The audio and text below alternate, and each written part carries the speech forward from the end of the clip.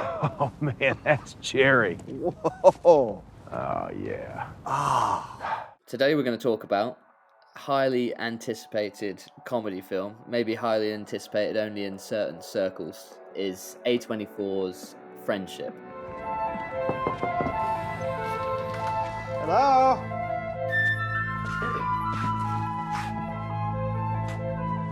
Howdy. Howdy. Tim Robinson of I Think You Should Leave fame and previously on SNL as well.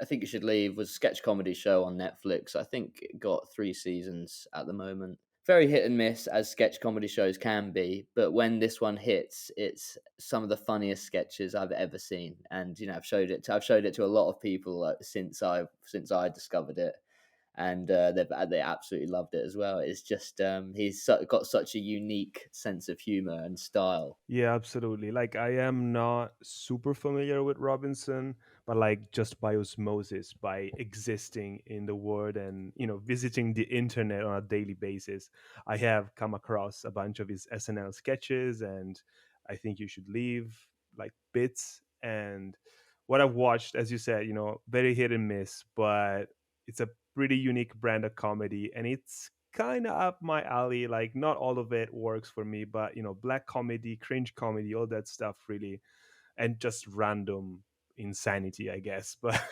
it Yeah, does work. it's a blend of sort of dark comedy, surrealism, slapstick humor, like goofy gags. It is a weirdly unique sense, and something. Yeah, what like I said, when it touches that funny nerve, it really gets me with Tim Robinson stuff. So yeah, like I said, was very excited for this when I saw that he was getting this feature film to sort of display his comedic talents here, and especially opposite Paul Rudd. Yeah, was really excited for this one, but unfortunately didn't really get a great cinematic release internationally. I know it played at Cannes and got a lot of good reviews and garnered a lot of interest, but I think it really only got that wide release in America. So Yeah, these movies never do really get, like, I don't know. Unfortunately, I feel like many of these films are slowly turning into streaming stuff, and that's it, because I guess the studios are not confident enough in like leaving them in theaters for like 2 3 weeks, because they know that people don't really show up for these in theaters, which is unfortunate. I would have gone to see it in theaters if I had the chance, 100%, but and I think maybe word of mouth would have excelled this to have a decent cinema run over here. But yeah, even comedies are not winning the box office in the past few years. I guess that's because yeah. they suck. Yeah. When was the last? I've so many of my friends say this to me as well. There's not been a good comedy film for years and years, and it seems like that's one of the genres that is, It's it's so Marvel's fault. rarely. It's Marvel's fault Yeah, again. Like we keep talking about these superhero movies, and we like a lot of them, but the fact that like a big action blockbuster movie also contains comedy, and the fact that tickets are so expensive nowadays leads people to make decisions, and they're like, okay, would I rather watch a straight up comedy and spend 10 euros, $20 on that, or should I just wait for that to come to streaming and I spend that money on a big blockbuster movie that is supposedly more worth my time to see on the big screen? And studios are not investing in comedies anymore, in like, mid-budget kind of stuff with like big stars.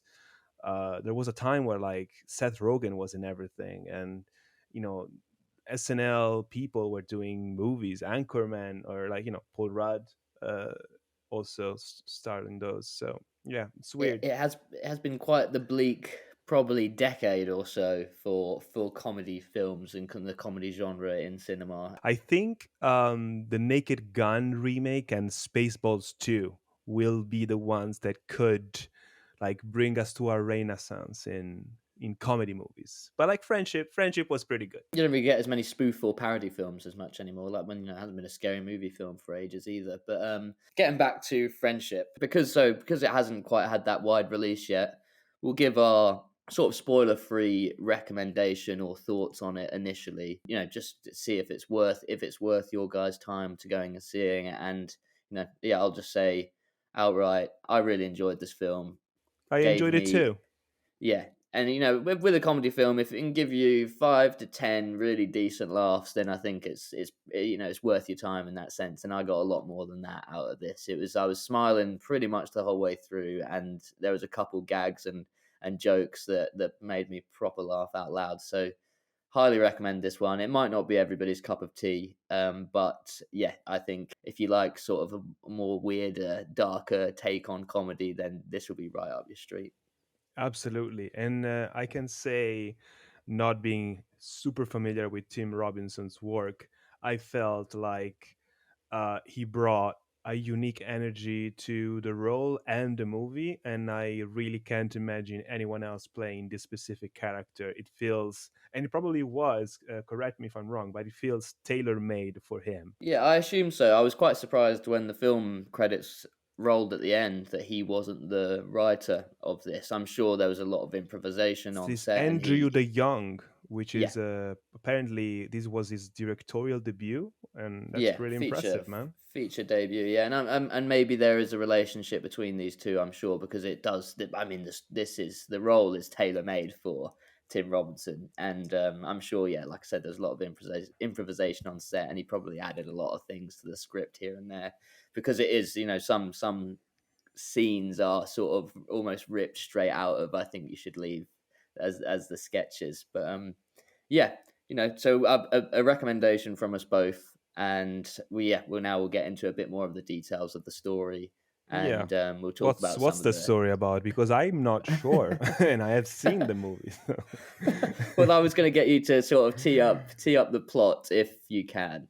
Absolutely. So, the plot centers around this guy named Craig, who's played by Tim Robinson, who's Great, just a great name already yeah, for comedic purposes. Just a guy, a Craig. yeah. Just the sound of it is already funny, and he's basically this very socially awkward guy who works as a marketing executive. Is pretty high up, and he befriends, out of like pure coincidence, this new neighbor Austin, played by Paul Rudd, who's this very charismatic and funny guy who works as a weatherman.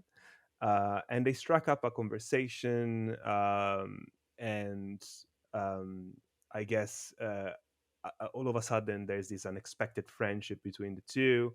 They bond over music and like work frustrations, and uh, I guess And trips into the sewer. yeah, and trips into the sewer who come into play later in unexpected ways, and that was really funny.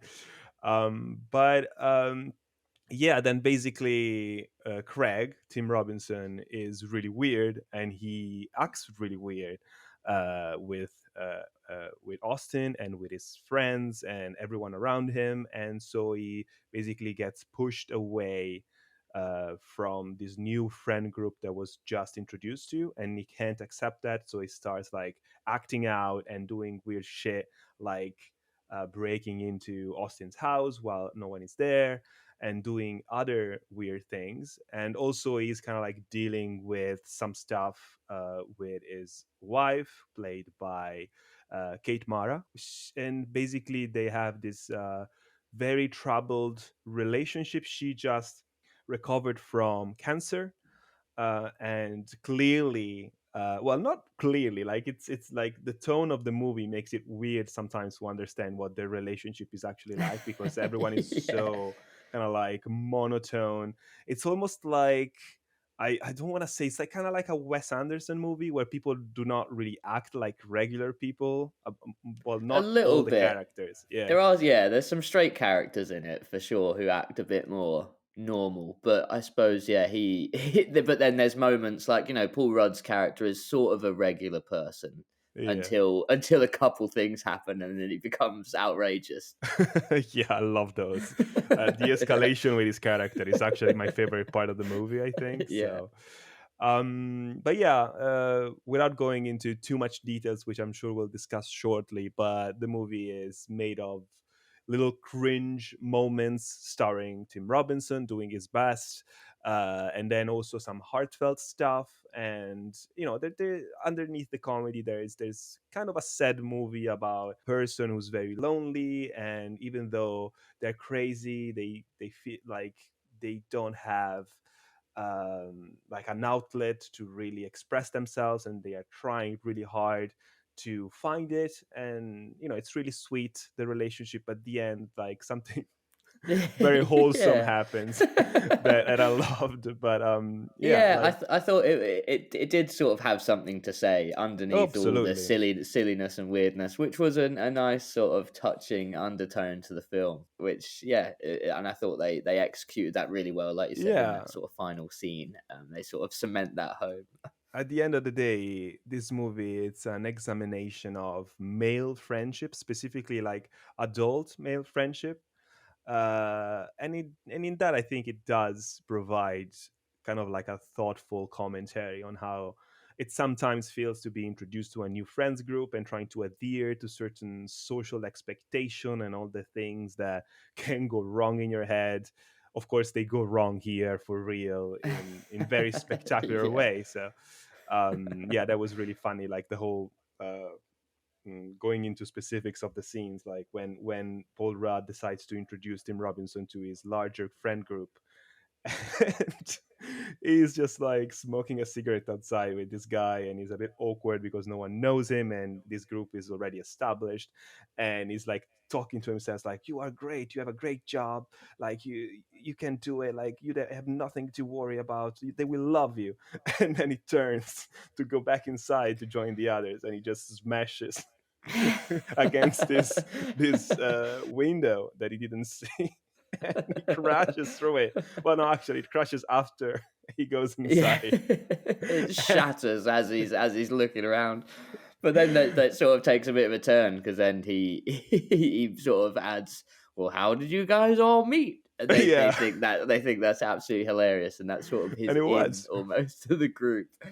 Yeah, Yeah, no, it's yeah, very simple plot. You can sort of, and the trailer sells you on what it is, that it's going to be this. Yeah, like this guy's a bit of a loner joining this new friendship group and the difficulties that come with that. And I think in the trailer they show you the scene where Paul Rudd says, we've had a nice couple of hangs, but I don't think it's really working yeah, out. yeah. And then you can see this. It's like a real darkness like rises up in the movie, and like the score and things and the tone, the cinematography changes a lot, and it's like, oh, this could be going down a real like horror thriller type Yeah, I route here. kept expecting something really extreme to happen, Yeah, and the movie definitely toys with that. I have like kind of like Cable Guy vibes, with yeah. the movie with Matthew In Broderick. And I actually appreciated its restraint with yeah, that because I was expecting for something more extreme to happen and something him to maybe like kill someone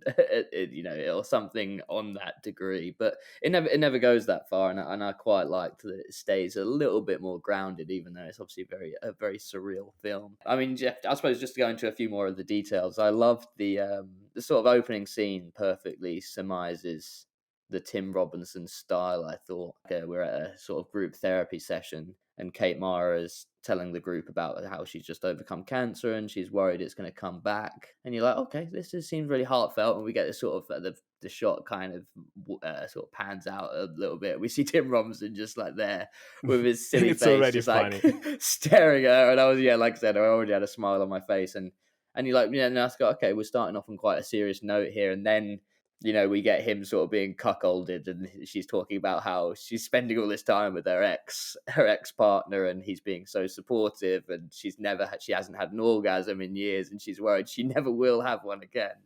And then Tim Robinson has his go, and he's like, "Well, I'm orgasming just fine," and everyone's looking at all him the like a time. freak. And I was like, "Yeah, that is the perfect the way." And I think You Should Leave did that a lot, where it'd go from hilarious ridiculousness to somebody thinking about suicide, or something very dour and sad and melancholy, and so just the way he plays with the emotions like that Was Yeah. yeah, it was a perfect opening scene for the film. And I love the running gag. There's quite a few running gags in this film that I really enjoyed.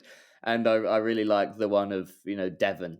Kate Mara keeps saying that her ex-partner's called Devon, and she's spending all the time with him, and he just keeps going, "Who? Who? Who's Devon?" You never listen. Yeah, and He doesn't. she starts getting more and more furious with the fact that he just doesn't listen to anything she says to him. And then we have the scene that it's also in the trailer, and I expected it to be a scene where he was talking to Paul Rudd, but actually he was talking to his wife Kate Mara and their son, who's actually Jack Dylan Grazer, who I immediately recognized as the kid from Shazam. And he's all grown up now and kind of a hipsterish asshole in this movie. Would you say he's And an arsehole in I this mean, film? his whole character was so confusing to me.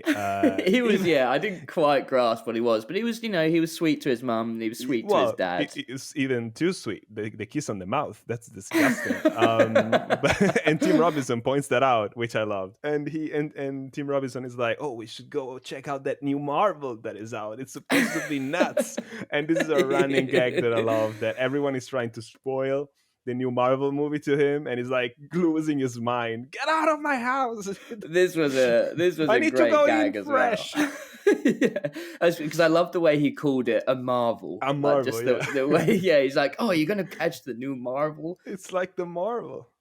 I am a Marvel.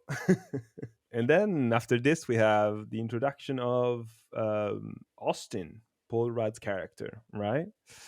Biggest name in The this. mailman, their mailman keeps giving Paul Rudd's post to Tim Robinson's house, and For some so he has to reason. he has to go over there and give it to him, and they immediately hit it off.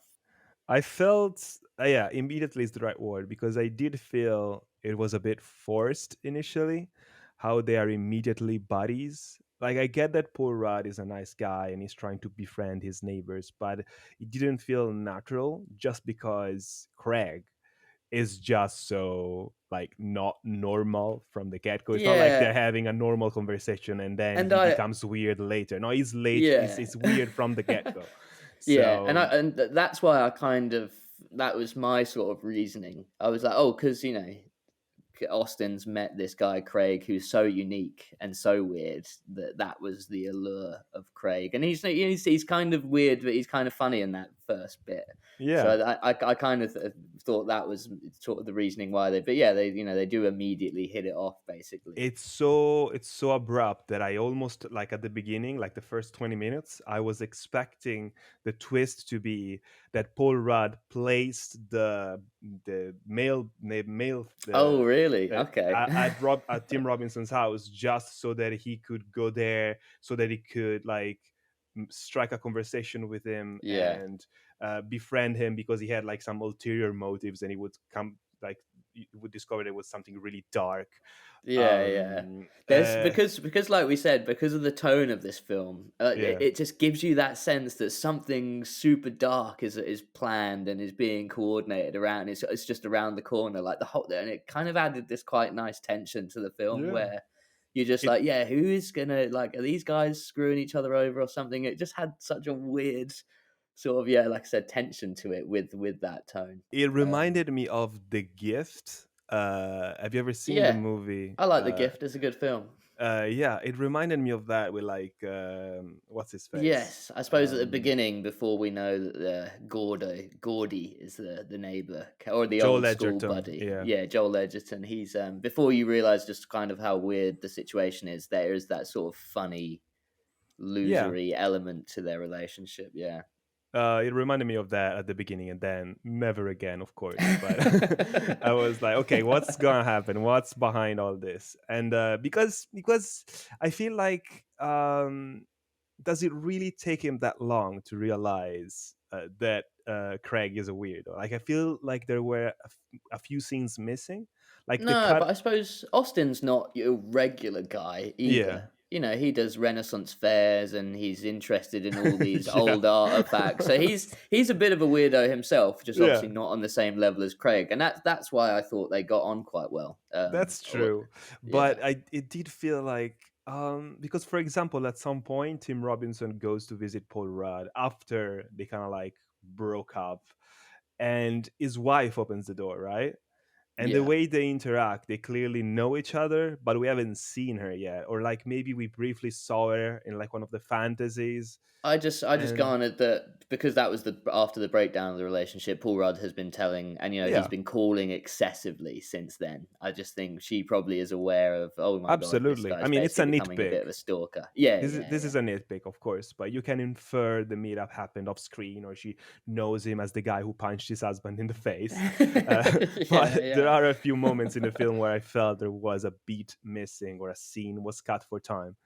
That was the feeling that I got. And Um, we when yeah, and then going back to that first meeting, we get sort of Paul Rudd showing him this the package that he brought over was this. He likes to buy these like old artifacts and then sort of talks about them, and he's got this spear, this sort of shard of a spear from back in sort of the Neanderthal period, and he's telling him all about it. And Cro-Magnon, actually, I oh, is it? think he Okay, there says. you go. Yeah. And we get another introduced of another running gag here, which is Tim Robinson has these nosebleeds whenever things get like, whenever he's like Exciting. really interested or like, he gets really excited. He has these like profuse nosebleeds. And Paul Rudd doesn't even give him like a tissue or anything. He just like lets him like clean his nose on his fucking shirt for some reason. I was like, this is so weird. And yeah, just great, great stuff. I love that. And then we got another introduction of a gag, which I didn't think was going to be a running gag. He's in his car and he's listening to Slipknot, "Wait and Bleed," which is I Lovely. don't think I've ever heard this in a movie before. And as soon as I heard it, because I used to love that song, I was like, "Oh my god, that's crazy." This movie is made for me. Yeah, and then he's cooking in breakfast in the morning for his family, and he's listening to Wait and Bleed again, and so that just made me laugh so much because I was like, oh, I think Tim Robinson just listens to Slipknot, Wait and Bleed constantly. This character, um, and then it happens sort of later on in the final act of the movie. Another car drives past them, and it's a random passenger or random bypasser, and they are also listening to Slipknot, Wait and Bleed. So it's like, oh, within this weird universe, Everyone everybody is loves that listening song. to Slipknot. Yeah, it was that bit was absolutely cracking me up. There's a few moments that are like just unique to this movie, I think. But yeah, Paul Rudd, I think. I mean, I really like him in this. I really like him in almost everything. I think it's really hard to dislike him. That's kind of the point of his character in the movie as well. But I think the guy has more range than people give him credit for. Like he can be Marvel superhero, even if it's like a very specific type of hero, kind of a joke hero, really. But he can play that just as well as these more down to earth, real roles and feeling at home in both. So I really liked him in this, and the little unraveling of his character, as I said, just was the highlight of the movie for me. So we get the build up of their relationship quite quick, and they're getting on really well. He goes to see him play. Paul Rudd's character's in a band, and he goes to see them play. And he's like looking at him, from the crowd, absolutely enamored. And you're like, oh my god, he's falling in love with he's falling in love with Austin here. And Paul Rudd takes him to a secret sort of adventure that he has, where he travels through the aqueducts of whatever city they're in and manage to sort of break into the city hall building. And yeah, they have a cigarette on top of the roof. They look out across the city, and they really bond. And yeah, and you get the sense that this has solidified their friendship. And Paul Rudd now feels comfortable to invite him to, hey, come and meet my other pals. I'm having a little gathering at my house. And yeah, this is when Craig gets to meet the rest of Austin's friends, and obviously, this is where this is where things are going to start to go wrong from this point. And yeah, like Very, we very said, we wrong. have the funny gag with the smashing of the door that he didn't realize wasn't open. And then they're hitting it off. And we get they're singing. They're all being this male friendship group are being incredibly supportive of each other, and it's like a little therapy session. And they have a They start sing song, singing, and they're so and good at singing, by the way. Like, what the yeah, fuck? yeah. It's like some beautiful a cappella that they're doing, and Craig's just looking at them like, this is what I've been searching for all my life. That kind of look in his eyes, and he finally feels at home with this group. And then really randomly they decide to start like boxing each other. And I thought this was the only bit of the film that I was like, okay, maybe something more embarrassing or funnier could have happened. I felt that maybe something more funny could have happened, but I suppose they did establish that Craig has, some anger management issues, and he's Yeah. always flipping out and screaming. So the fact that he Yeah. he decided to punch Paul Rudd so hard in the face he almost knocked him out was more in character, I He is guess. so angry, like all the time. Like every time like something falls, they're like, what the fuck? Yeah. There is a fucking great scene when him and Paul Rudd are, they're out on a walk looking for wild mushrooms to eat. And they're both talking, and Craig starts slowly going down as if he's like going down on an escalator, and he realizes he's just sinking into this wet mud, and he absolutely freaks out. Yeah. And then he drops his phone, and then he tries to yeah, and that was a weird bit where it's like, can you call me so that I can find it more easily? And Paul Rudd is like, no, but I don't have a phone. But in the previous scene, he called him up at work. And then of course he has a phone later. So I'm like, why are you doing this? I really love the deadpan humor, and the cringe is not always in your face. Sometimes it's a bit low key, but it gets you squirming in your seat a little bit. And it was weird in its own unique kind of way. It's kind of like the cringiest episodes of The Office into one movie, like combined. Like some of the stuff is just hard to Yeah. watch, but also very funny.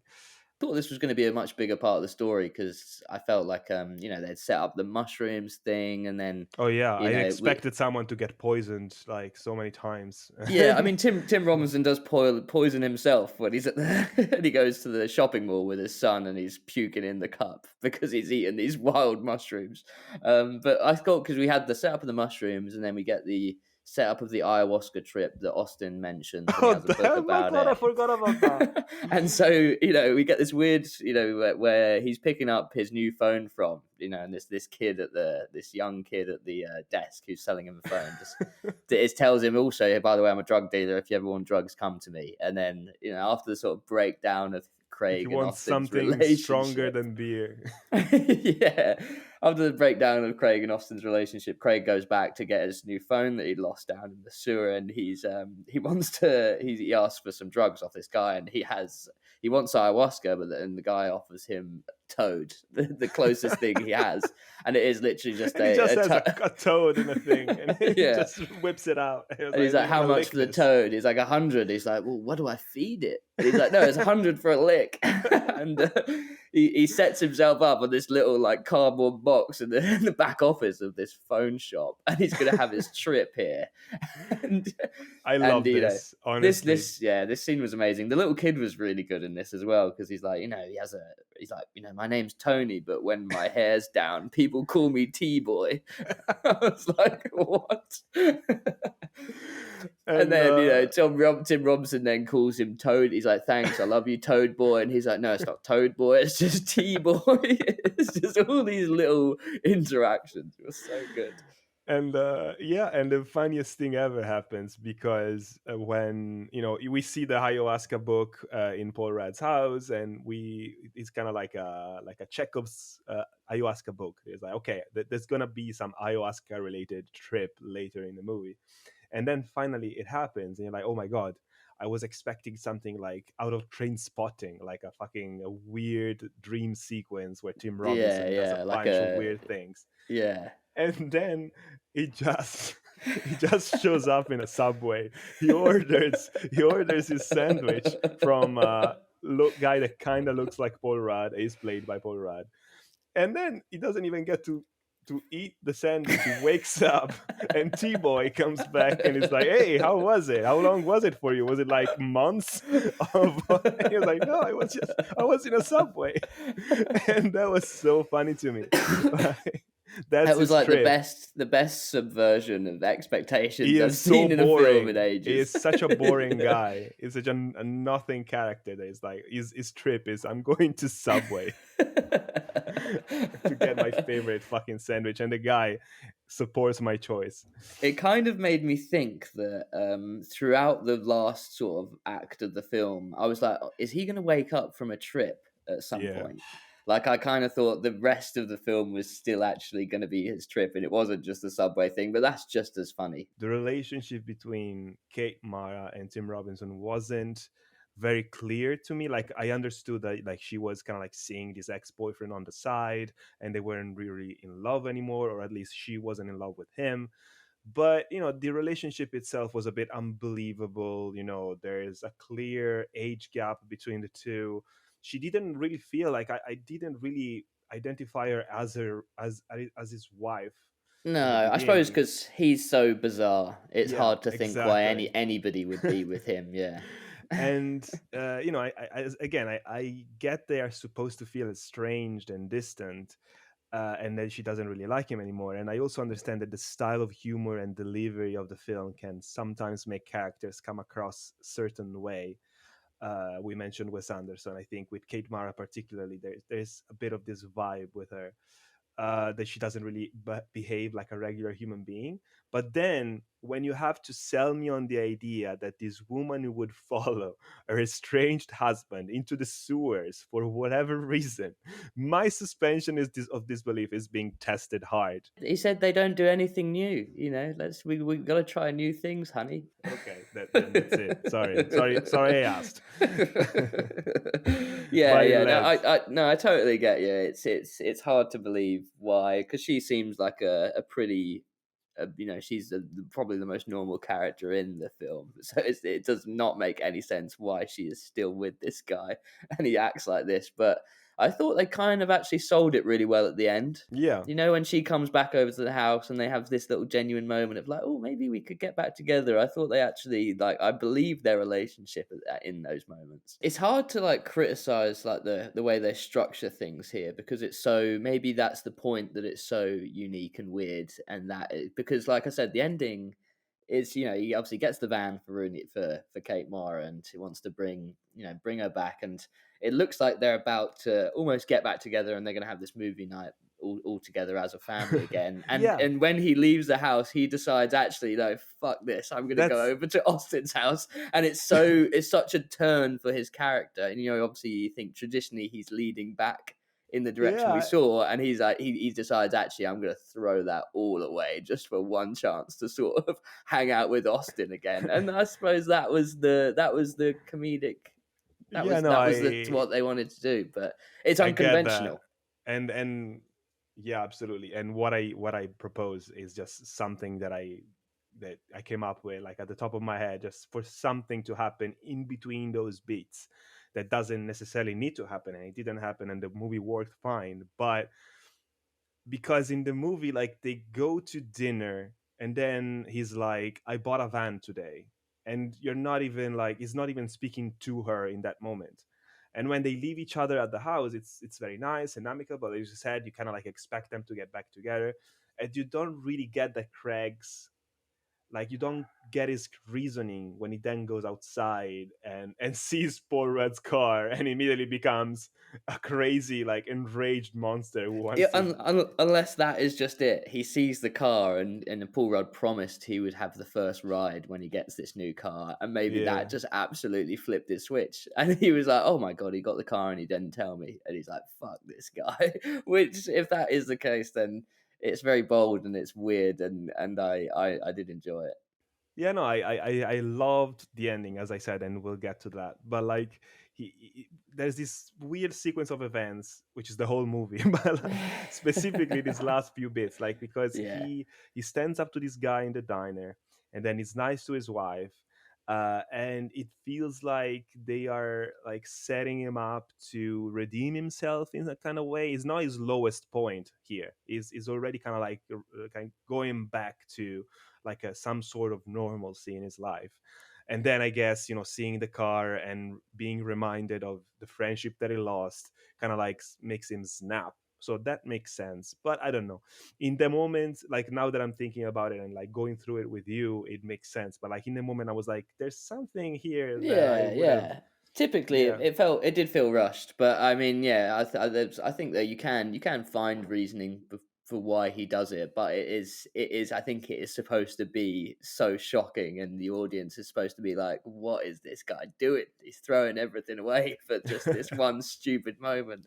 Yeah. Um, yeah, and we see him. He rushes back over. He tries to smash Austin's car with his van. Doesn't And he doesn't do it because fails. and he fails because he crashes into a speed bump. Then And then he plays there. yeah, and then yeah, so he decides to break into the house and joins the party. And we see him pull out the gun that he had stolen from Paul Rudd's house earlier before and waving it around. And now, and at this point, you're thinking, "Oh wow, this might turn really dark here at some point." I think someone's gonna get killed. And it's great that the movie managed to get you to this point, and you still feel that unease of like something really bad could happen Yeah, right now. So yeah, uh, proceed with the and description of the scene. yeah, and then obviously they're all fearing for their lives, and Tim Robbins, Craig apologizes to the group for what he did that first night. They all hang out together. He was desperate to get back in with these guys, and they just won't have it. At this point, they're terrified of him. And so Paul Rudd tries to disarm the gun off him, and they end up firing a shot, and so they all scatter across the floor. And what we'd already had established earlier that when Craig gets arrested for the whole sewage breaking in fiasco, Paul Rudd also, because he they both reveal that they'd broken into City Hall before, which was trespassing. So Paul Rudd also gets thrown in a jail cell for the night with Craig, and he slips on some piss, and his wig falls off, and we reveal that he's bald under that like nice head of hair that he's got there, and he is deeply ashamed about this, like more, and it's like this weird, Yeah, it's it's something almost that he doesn't want anyone to know. yeah. Like, And Tim Robinson's reaction as well. He like can't look at him. It like ruins the image of Austin that he had, and he literally cannot look him in the eye. And you think, and they sort of bond over this again. And I think Paul Rudd's, Austin's really happy that well, he's desperate for Craig to keep this a secret between the two of them.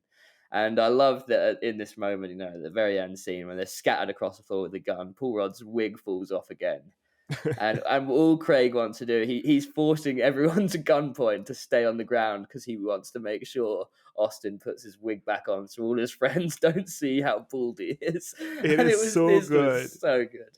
It's fantastic. It feels like the whole movie was leading up to this moment. Like the Yeah, director had an idea for a scene where a crazy guy is holding people at gunpoint, but the context of the scene is kind of wholesome. And it went from there in crafting a story that would allow for that moment to happen. It's just perfect because it's the most Craig slash Tim Robinson thing that someone could do. You're holding people at gunpoint. You're threatening their lives, but actually you're helping a guy putting back his wig so that no one sees that he has a wig. Like, it's so good. Like, honestly, these like the movie is good. The movie is good. I like it, but if the ending wasn't this brilliant, and even like what comes next, like when he's taken away by the police, and the last moment that he has with Paul Rudd, I think that whole moment just solidifies this as a good movie in my book. brilliant ending. But yeah, so what score would you give it out of 10? I watched this movie with my girlfriend because she wasn't doing anything. I was like, I need to watch this movie for the pod. Do you want to watch it with me? And she's a normal person, right? She's not like us. And she kept saying, "What is this movie? Like, what are you even watching? Like, what's happening? What is the story?" So I guess, I mean, if you're listening to this review, and especially if you're listening this far, I guess you either already watched the movie or you have an interest in this kind of stuff. So I would say go for it. For the kind of people who like this stuff, is a 7, maybe even an 8 out of 10. For anyone who's like not really into cringe comedy, like, I mean, if you like The Office, give it a go. It's a weirder than The Office, but the kind of humor kind of like is a little bit like that. So yeah, it's it sits between a 6 and an 8 based on your mileage on what is funny and what isn't. Yeah, that's fair. That's fair. Yeah, I think I sit in the exact same place. Maybe an 8, 7.5, definitely. Just for how. Yeah, I mean, it was right on Rush Street. It was tailored for me. When if you like, I think you should leave. You'd love this for sure. And yeah, these little moments, and I think upon rewatching, I think I'll really enjoy this on a second watch when I watch it again down the line. So yeah, I couldn't recommend this one enough. What the hell? Breathe.